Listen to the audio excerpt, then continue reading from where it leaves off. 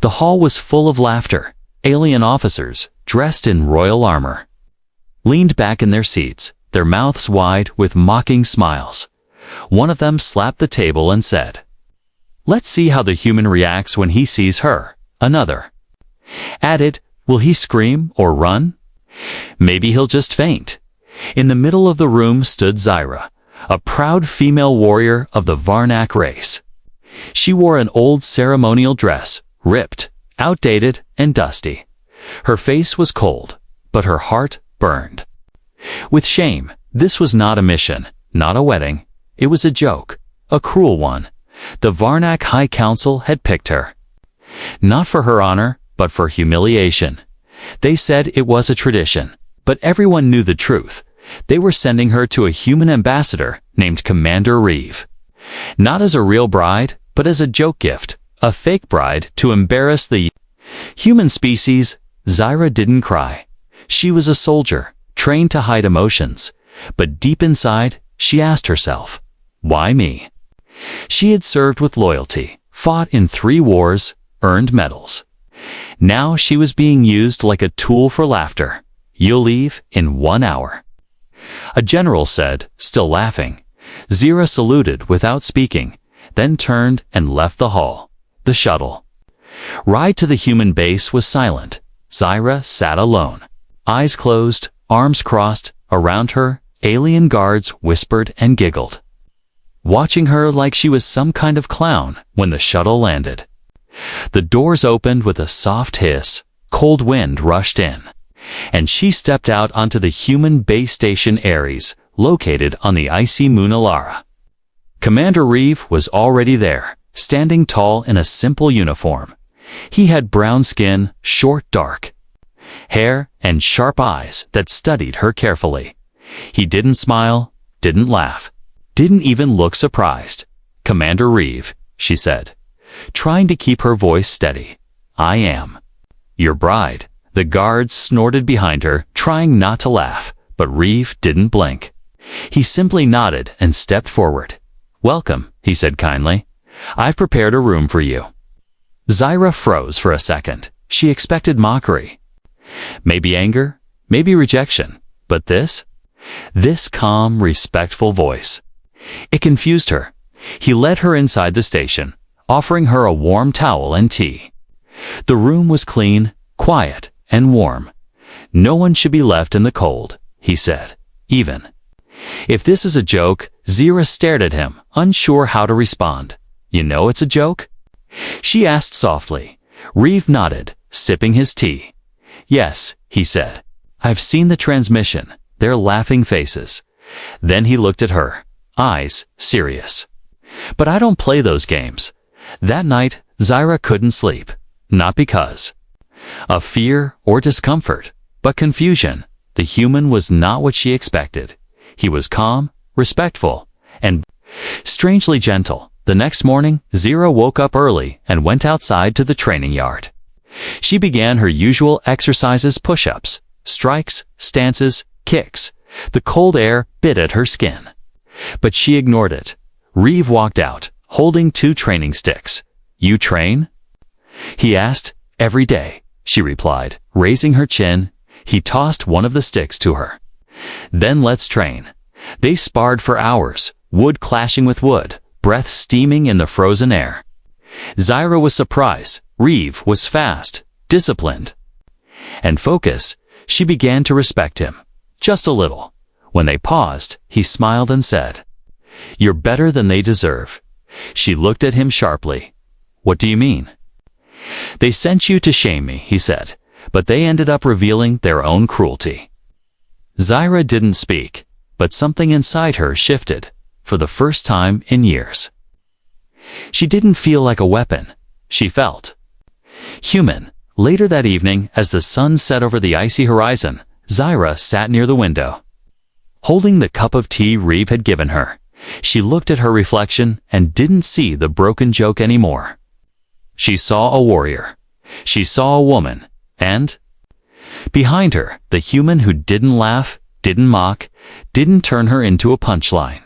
Maybe, she thought, this mission isn't over yet. Maybe it's just beginning. Zyra expected rejection, maybe even cruelty. Instead, he offered her tea. Zyra stood in the hallway, staring at the door in front of her. The room was quiet, the walls soft with glowing lights. She didn't understand what was happening. No guards, no insults, no mocking stares. Just a warm place to sleep and a human who looked at her with calm eyes. Back on her homeworld, they told her the human would break, that he would panic or throw her out, but Reeve had not broken. He had smiled, stepped aside, and welcomed her with the words, "You don't have to play their game." Zyra didn't trust it. She didn't trust kindness, especially not from enemies. But that night, she had slept in peace for the first time in weeks. The next morning, Zyra found Reeve already working in the control center. Holograms floated around him, maps, energy readings, communications. He didn't look up when she entered. He simply said, "You sleep all right?" She nodded, keeping her voice firm. "Yes." Reeve turned to her then, holding something out. A small metal box inside, a translator chip. "This'll help," he said. "Your accent's fine, but some words get twisted." Zyra stared at the chip, then back at him. She took it slowly, unsure if it was another trick, but when she placed it in her ear, everything became clearer. Reeve smiled again. "Better." "Much," she said. "Thank you." He offered her a seat and something warm to drink. She didn't expect comfort, but she took the seat anyway. Across the table, Reeve leaned back and finally asked, "Why did you agree to come here?" Zyra stiffened. "I was ordered." "That's not what I meant," he said softly. "You're a warrior, not a slave." She looked away, her voice low. "I was tired of being a joke behind people's backs, so I walked into the joke myself." Reeve didn't laugh. He just nodded and said, "Sometimes walking into fire is the only way to burn the lie." Days passed, but Zyra didn't leave. She had expected to be thrown out or ignored. Instead, she was treated like a guest, like someone who mattered. Reeve showed her around the base, introduced her to the AI assistant, taught her how humans farmed food in zero gravity. He even showed her the library rows of floating data tablets with human history, art, poetry, and science. It was strange, but also beautiful. One night, she asked him, "Why are you alone here? No crew, no guards." Reeve replied, "Because your people demanded a neutral zone for peace talks, and they wanted only one of us to come." He looked around the empty station. "So here I am. You could have refused," she said. "I could have," he answered. "But I don't like being told humans can't survive alone." Zyra smirked. "You're doing more than just surviving." Reeve raised his cup of tea and a mock toast to proving them wrong. That evening, a supply drone arrived from Earth. Reeve opened the crates, sorting through medical kits, food, packs, and clothes. One box was labeled cultural items. He opened it and pulled out something strange, bright cloth, long and flowing, with shining patterns. "A human dress," he explained, "meant for formal dinners." Zyra looked at it suspiciously. "You want me to wear that?" He smiled gently. "Only if you want to." Later, Zyra stood in front of the mirror, wearing the human dress. It felt odd, but soft light against her skin. For the first time, she looked like more than a warrior. She looked like a woman. She walked out and found Reeve waiting at the dining table. Food prepared carefully, vegetables, protein packs, even some fruit. They sat together and ate in silence. But the silence wasn't cold. It was warm. Like the quiet between old friends, after the meal, Zyra asked something that had been bothering her. "Why didn't you reject me like they expected?"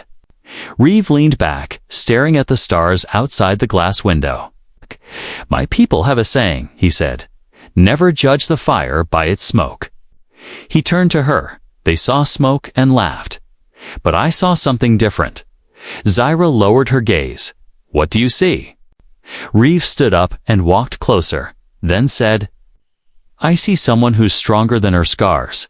That night, Zyra didn't sleep.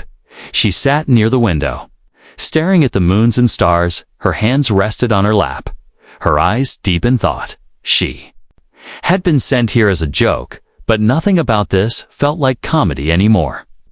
There was warmth here, and maybe, just maybe, the start of something neither of their species expected.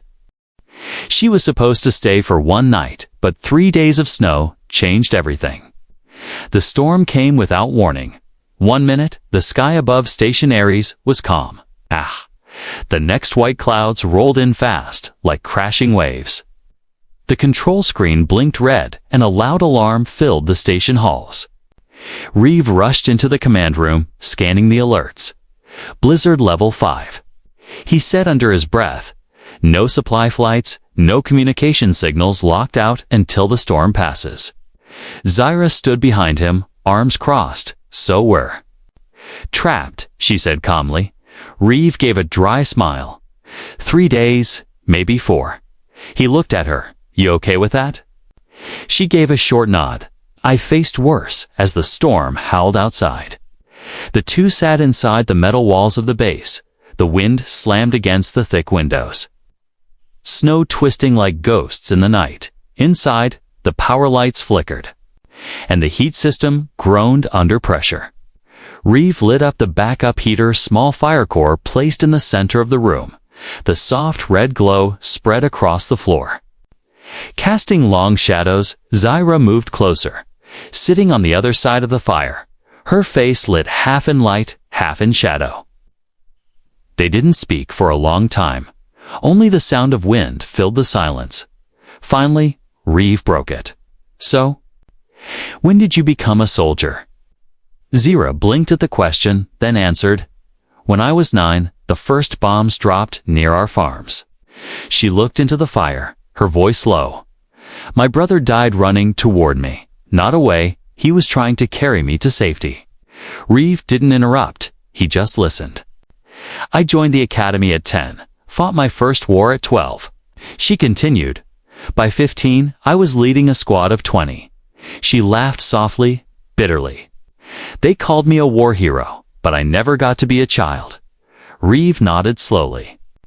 "We all lose something in war," he said. "Some lose people, some lose years. Others lose themselves." She looked at him. "And what did you lose, human?" Reeve stared into the fire for a moment. "My wife," he said softly. "She was on a science vessel. It was attacked during the Orion conflict." He didn't say more, but the silence around them grew heavier. The fire crackled gently between them. Zyra stood and walked to the supply shelf, pulling down a sealed container. Inside were 2 small bottles alien drink from her world, used by warriors after battle. She handed one to Reeve. "A peace drink," she said. "In my world. This means you are no longer just a stranger." Reeve accepted it, raised the bottle slightly, and said, "Then let's be something more than strangers." They drank together, and the warmth spread through their bodies. For the first time, Zyra allowed herself to laugh, really laugh, not in sarcasm, not in control, but real laughter that cracked through the ice around her heart. Reeve watched her, surprised. "That's the first time I've heard you laugh," he said. Zyra nodded, wiping a tear from her eye. "Maybe the storm isn't all bad." Hours passed, and the blizzard only grew stronger. They moved closer to the fire, sitting on the floor, shoulders almost touching. Zyra looked at Reeve and asked, "Do you think this peace between our people is real?" He sighed. "I think it can be, but not from governments." He looked at her, eyes serious. "It starts here between people, not politics." Zyra stared into his eyes in that moment. He didn't feel like an alien anymore. He felt familiar, safe, human. And she hated how much that comfort scared her. Later that night, she couldn't sleep. The storm was still roaring, but her thoughts were louder. She walked out into the hallway and found Reeve sitting alone, watching old recordings from Earth images of forests, oceans, birds, children running through fields. Zyra sat beside him. Quietly, she whispered, "Do you miss it?" He didn't look at her. Every day, he replied, but some things are worth staying for. She turned to him. And what are you staying for now? This time, he looked at her, Ellie. Looked, and his voice dropped low as he said, maybe, ... I'm still figuring that out. The next morning, the storm began to slow. Outside, the snow was piled high, but the sky had opened into soft blue. The radio buzzed back to life, and the station lights stopped flickering. Zira stood at the window, her arms folded, but her eyes distant. She had come here as a joke, a symbol of insult, but after just 3 days, something had changed. Not just around her, inside her, for the first time in her life, Zira wasn't being ordered, judged, or mocked. She was being seen, and perhaps even understood. The message came just before dawn. One blinking light and everything changed. Zira was watching the sunrise through the frosted window. The storm had passed, but something inside her had not settled. For 3 days, she and Reeve had talked, laughed, trained, and sat close by the fire. They weren't strangers anymore. But something else, something neither of them had the courage to name yet. The silence was peaceful until the control panel beeped. She turned to look, frowning. The screen showed a single message from her command center back home. Return immediately, orders confirmed by Council. Zira's fingers trembled slightly. As she touched the display, it was official. No questions, no options. They wanted her back. She stood quietly in the main room as Reeve entered. Drying his hands with a cloth, he glanced at her face and stopped. What is it? She didn't answer at first, just held up the message screen. Reeve read it, then let out a soft breath. So, it's over. Zira nodded, her voice low. I'm to board the next diplomatic transport. Neither of them moved. Neither of them knew what to say. It was just supposed to be a joke. She whispered, 1 week, 1 humiliation, then back. To silence, Reeve looked into her eyes. Do you still think it was just a joke? Zira's lips parted, but no words came. Her heart beat too fast to speak clearly. As she packed her things, a strange ache filled her chest. Not anger, not fear.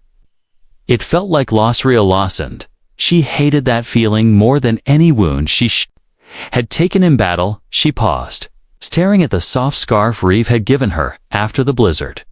It still smelled like cinnamon and tea. Her hands tightened around it before she slowly folded it and placed it in her bag. Hours later, she stood near the landing bay as the diplomatic transport descended through the sky. The ship was sleek, silver, with cold lights flashing from its sides. Her people were punctual always, ready to retrieve their joke before it turned into anything real. Reeve stood beside her, hands in his coat pockets, his face unreadable. Zira turned to him. You could have made fun of me the moment I stepped on this base. I never saw a reason to, he replied. You never saw me as your enemy, she said quietly. No, Reeve said. I saw you as someone worth knowing. The sound of the landing gear echoed across the metal ground. Zira turned toward the ship, then paused. I need to know one thing, she said, without looking at him. If I asked you to tell me to stay, ... would you? Reeve didn't answer immediately. He stepped closer, the space between them disappearing like morning fog. He whispered, if I asked you to stay, it wouldn't be for peace talks or politics. Her throat tightened. Then why? He looked at her like she was the only thing that mattered in the galaxy. It would be because I didn't want this Seuss to end. The door to the ship opened, and a Varnek officer stepped out. Looking annoyed, Zira, you're late, the officer said. Let's go. Zira didn't move, her boots frozen to the ground. She looked at Reeve, her voice shaking just slightly. They're watching. Reeve? If I don't go, they'll know something happened here. Let them wonder, he said softly. Let them fear it. She turned and slowly walked toward the ship. But just before entering, she paused again and whispered, Thank you for not laughing. Then she stepped inside. The door sealed shut and the engines roared back to life. The ship lifted off into the sky, leaving behind nothing but disturbed snow and a quiet human man standing alone. Days passed. Zyra was back on her homeworld. In the capital, the council called her for a debriefing, asking basic questions: what the human said, what he did, if he suspected anything. She gave them neutral answers. Hiding the warmth that had grown in her heart, she said nothing about the scarf, the fire, the stories, or the kiss she almost gave him, but the silence inside her was growing loud. She began to feel off. Her body felt heavier, her skin warmer, and her senses sharper at night. She dreamed of earth smells of cinnamon and laughter, and when she awoke, her hand would rest over her stomach without reason. One afternoon, a medical officer came to her quarters. He looked nervous, even pale. "Zyra," he said carefully, "we found something unusual in your last scans." She stared at him, calm but alert. "What kind of unusual?" He swallowed hard. "You're pregnant." The room fell silent, like time itself had stopped breathing. "That's not possible," she said, voice firm. "Our species cannot crossbreed." The officer only looked at her with wide eyes, apparently. "We were wrong." Zyra stood alone that evening, high above the city. Lights stretched out below her. Ships moved through the sky, but nothing felt real anymore. The wind touched her face gently, as if whispering a secret only she could hear. She touched her stomach and closed her eyes. "They sent me to shame a human," she whispered to the stars, "but I came back with something more." Zyra's body was changing, but what frightened her people was what was growing inside her. Zyra stood in the medical chamber, cold light shining above her.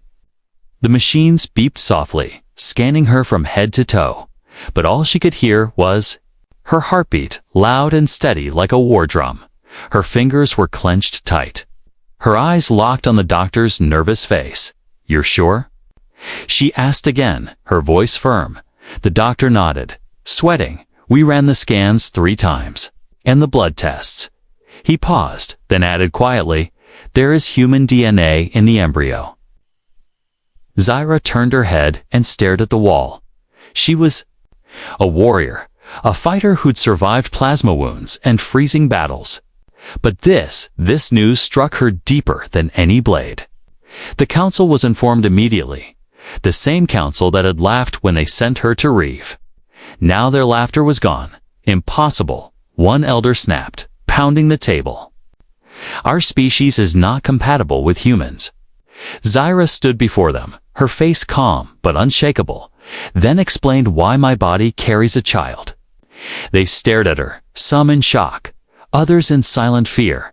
A younger member of the council whispered, "If this is real, then the child may be more than either species or a threat," said another grimly. Zyra was placed under observation, not arrested, not free, just watched, studied, and scanned. Doctors came and went with cold hands and colder expressions. They asked questions about Reeve, about the night of the storm, about her feelings, but Zyra said little. She wasn't afraid of them. She was afraid of what they might do to the child, the one life she now swore to protect with everything she had left. One night, she sat alone in her room, looking out the window at the stars. Her hand rested on her belly, where something very small and new was growing. She closed her eyes and whispered, "You were never part of the plan." A tear slipped down her cheek. "But I will never let them harm you." Rumors began to spread across the Varna capital. A warrior had returned pregnant with a human's child. Some called it a sign of peace. Others called it an abomination. In secret corners of the city, people whispered, "If human and Varnak can create life together, then what else have we been wrong about?"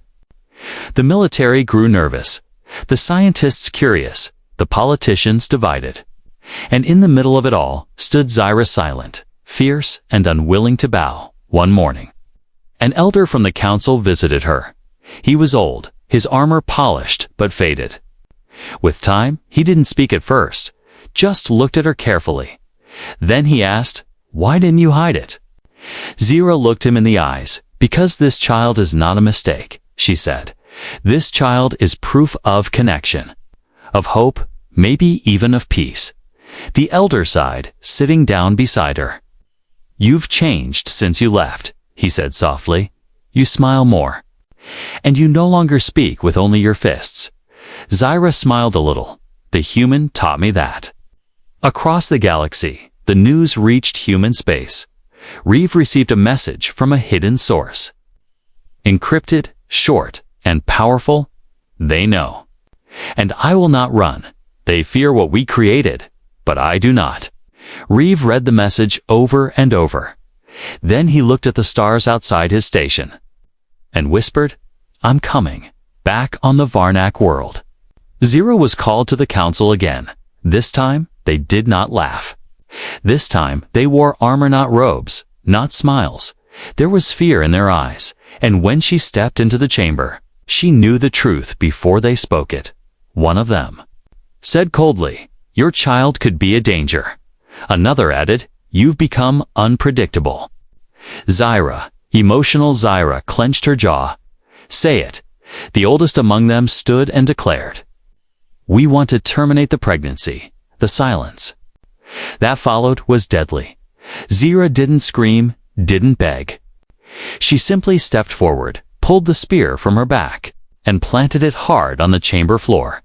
"If any of you try," she said, in a voice that echoed, "I will show you how dangerous I can really be."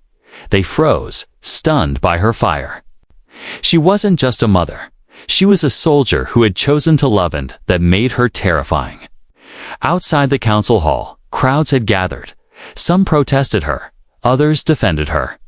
The world was changing, and no one could stop it now. Zira walked through the crowd, cloak billowing behind her, eyes locked on the sky above, where stars still whispered of distant promises. She touched her stomach again and whispered, "You are the spark they never expected. And I will be your shield." Asterisk, the warrior who once brought them victory now stood on trial, not for war, crimes, but for choosing to love a human. Zira walked into the grand hall, surrounded by stone walls and a circle of cold, judging faces above her. The council watched from their high seats behind them.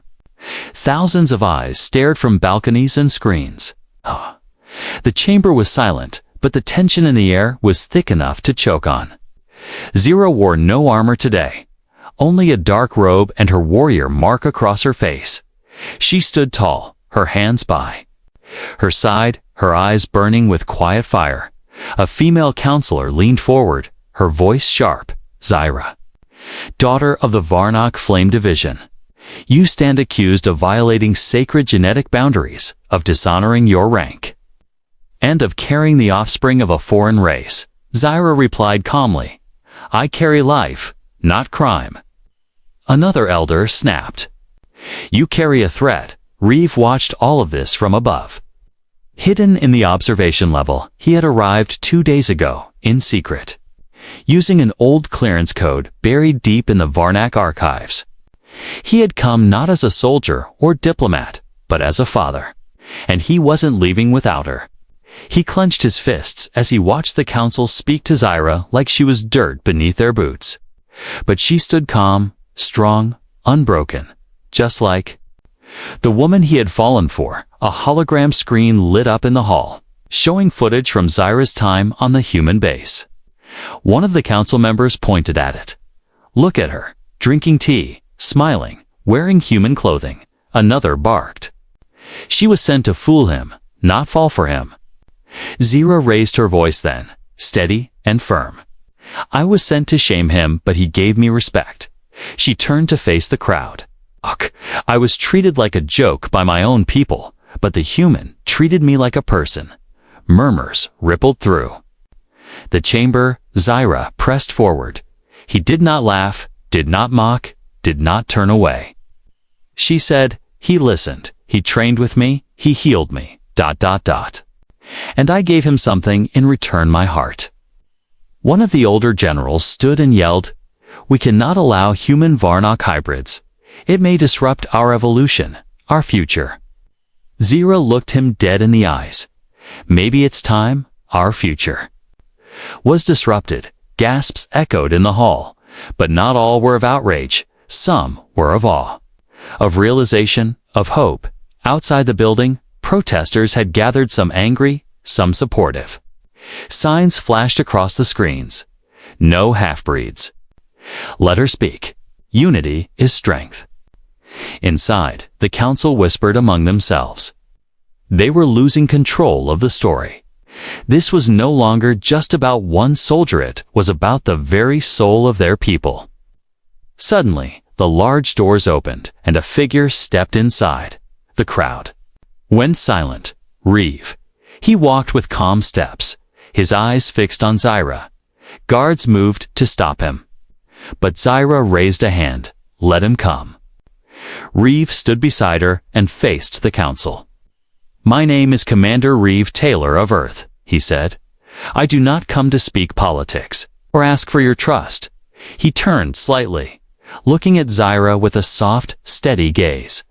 "I come because she is carrying my child, and no force in this galaxy will stop me from protecting them both." Gasps again, louder this time. The silence was shattered. The head of the council rose slowly. "Human," he said coldly, "you are not welcome in this chamber." Reeve stepped forward anyway. "Then throw me out," he said. "But do it knowing that the galaxy is watching." He gestured toward the floating drones above them, broadcasting the trial across the stars. "Your people will see how you treat one of your own." Zira stepped beside him, voice proud and fierce. "I fought your wars," she told the council. "I bled for your borders, followed your rules, obeyed your commands." She placed a hand on her stomach. "And now, you want to erase what I've created because you're afraid of change." A younger council member stood up slowly, his voice unsure. "But what if the child is stronger than either of us? What if it grows into something we can't control?" Reeve answered. "Then teach it. Honor, not fear." The council went quiet. Then the head elder spoke. "You are dismissed for now. We will vote." Zira and Reeve walked out together, the heavy doors closing behind them. They said nothing for a long time, only walked side by side, step for step, heartbeat for heartbeat. Finally, Reeve broke the silence. "They're scared of what you've done." Zira looked at him and replied, "Then they should be even more scared of what I'll do if they try to take this child from me." Back in the council chamber, the elders whispered urgently, and for the first time in centuries, the Varnock were not deciding war or conquest. They were deciding something far more terrifying to them: change. They sent her away to shame a human. Now she returned carrying a future neither race could control. The sky above the Varnock capital was dark and stormy. But inside the great hall of the council, all eyes were focused on one thing: the vote. Thousands watched live across planets, ships, and space stations. The council chamber, once a place of power and pride, now trembled with fear and uncertainty. Zira stood in the center, calm and tall. Her hand rested gently on her stomach. Beside her stood Reeve, eyes steady, shoulders squared, unafraid. The votes were cast, one by one. Some were whispered, some spoken loudly, others given with shaking voices. When the final number blinked on the central screen, the chamber fell silent. 4-2-3 Zira and the child will live. Cheers erupted from some corners, but others hissed in anger. A few council members stormed out, their pride shattered, but Zira didn't move, didn't celebrate. She simply looked at Reeve, her voice quiet but strong. "We're not safe yet." He nodded. "But we're no longer alone." Later, in a small room away from the crowd, Zira sat on a bench by a window. Below her, a mix of aliens and humans gathered. In the streets, holding signs of peace and unity, some still protested, others sang. Some just watched with curious eyes, Reeve sat beside her, holding her hand gently. "You were never just a joke," he said softly. "You became the beginning of something new." Zira leaned her head on his shoulder. "Do you think they'll ever truly accept it?" Reeve replied, "They don't have to." Then he looked into her eyes, "Because you already did." 3 months later, the universe had changed. A joint human-Varnak research station was opened. It was the first time their scientists worked side by side, studying the unborn child not as a threat, but as a bridge. A symbol of what the future could be if hate was replaced with understanding. Zira returned to Earth briefly, where she met Reeve's mother. The old woman hugged her tightly and cried softly, saying, "I never thought I'd become a grandmother like this. But I've never been more proud." Zira smiled, for once feeling something she never had before home on the day of the child's birth. The stars shined unusually bright. The medical room was quiet, filled only with soft light, the hum of machines, and Reeve's whispered words. "You can do this, Zira," he said, holding her hand. "You've survived fire and war. This is just the start of something better." She gave him a fierce smile, even in pain. "Don't talk like it's easy. I might crush your fingers. You already are." He laughed. And then, just like that, a cry filled the room. Not a human cry, not a Varnak one, but something new. Something neither species had ever heard before. The baby was born with glowing eyes, one gold, one silver. Its skin carried tones of both its parents. Its heartbeat was strong, louder than most newborns. A spark in the darkness. News of the birth spread like fire. Some called the child a miracle, others called it a mistake. But none could ignore the truth. Any more human and alien could build something together. Not just treaties, not just trade, but life. Months passed, and Zira's face became a symbol. Not of shame, not of mockery, but of resistance, of love, of change. Songs were written about her. Stories told to young ones, even soldiers in the far reaches of the galaxy whispered her name with respect. She had gone on a mission meant to humiliate her, but instead, she changed to civilizations forever. One evening, Zira stood on a small hill under twin moons, her child in her arms. Reeve walked beside her, wrapping a blanket around both of them. The wind was calm, and the stars above twinkled like soft fire. "Do you ever think about what would have happened if I laughed at you that day?" he asked quietly. Zira looked at him and replied, "Then I would have probably punched you." He laughed, "And we never would have made it here." She turned to face him, her voice filled with emotion. "No," she said, "we were always going to make it here, Reeve, because no one, not a council, not a planet, not a species can stop what's real." The child in her arms reached up and touched her cheek. Zira smiled down and whispered, "You were never the joke they planned. You are the legacy they never saw coming." And in that quiet moment under the stars, the warrior, the human, and the child stood together, a new family, a new story, a new future.